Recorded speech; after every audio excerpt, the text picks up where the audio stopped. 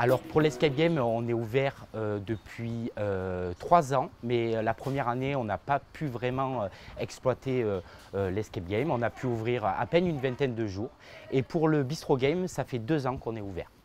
Alors, nous organisons plusieurs styles de soirée. Nous faisons des spectacles autour de la magie, des spectacles autour de l'humour, mais nous faisons aussi des concerts sur plusieurs styles. J'ai une grande passion pour l'électro et le dub, mais nous faisons aussi de la funk, des chansons à texte et des soirées sur les thèmes des jeux aussi. Alors, on reçoit du stand-up ce soir. C'est une première au bistrot. J'adore cet art-là. C'est une grande passion pour moi et c'est une grande fierté de pouvoir les accueillir au Bistro Game. Oui, on peut aussi manger au Bistro Game. Nos spécialités, c'est les planches de fromage et charcuterie. Pour la plupart, c'est beaucoup d'IGP et d'AOP. Et on a aussi une belle carte de tapas, chaud et froid. Et on a pas mal de partenariats avec des producteurs locaux. Là, on a des enfants. La petite, elle regarde. Il y avait de la musique, on était bien, et il y a un petit nain. Qu'est-ce qui se passe? Ça va bien se passer, ma chérie, ok? N'aie pas peur. Qui est les parents de ces enfants-là? C'est plus moi! Ricard! C'est le président, Ricard! Ok.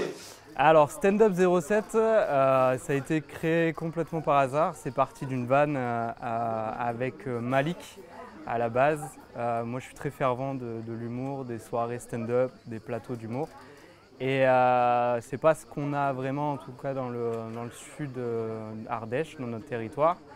Et c'est parti d'une vanne avec lui où je lui demandais quand est-ce qu'il venait en province. Et il m'a dit trouve-nous des salles, on vient. Et j'ai trouvé ici au Bistro Game pour les accueillir. Et du coup, c'est parti de là. Au vu de l'ampleur et du dynamisme et de l'engouement des gens, c'est une volonté en tout cas de vouloir le développer sur toute l'année et on espère pouvoir voir des soirées comme ça sur toute l'année, l'hiver, de septembre à avril et puis pour la saison estivale aussi. J'entends beaucoup dire qu'on peut rire de tout et les humoristes le font très bien.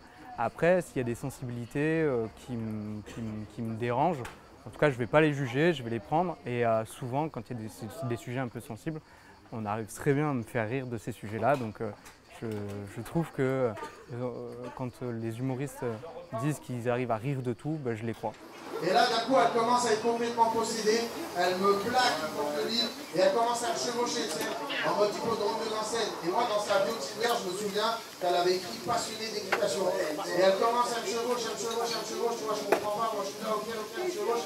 Et là, d'un coup, elle me dit oui, vas-y caramel, encore caramel. Je ne comprends pas pourquoi elle m'appelait caramel, c'était le nom de Bonnet ce soir-là. Alors pour les téléspectateurs de TV07, suivez-nous sur la page Facebook et Instagram Stand Up 07. Il y aura toutes les actualités et les prochaines dates d'annoncer pour les soirées stand-up. Si vous avez apprécié, si vous étiez là à la première soirée au Bistro Game, faites-le nous savoir via les réseaux sociaux. C'est ce qui va me permettre en tout cas de faire évoluer et de développer ces soirées et ces shows d'humour sur toute la saison, voilà, et sur toute l'année. On se revoit la deuxième session avec, j'espère, un micro qui marche, mais ça vous pourrez découvrir un petit peu de travail. Parce que là, j'ai pas l'impression d'avoir travaillé, j'ai juste l'impression d'avoir géré un micro qui ne marche pas. C'est tout ça l'impression que j'ai actuellement, mais ça va, tout va bien, merci beaucoup. Allez, à tout à l'heure. Je reprends le micro en deux speed. Chop, vite votre attention. Tout le monde a kiffé le spectacle?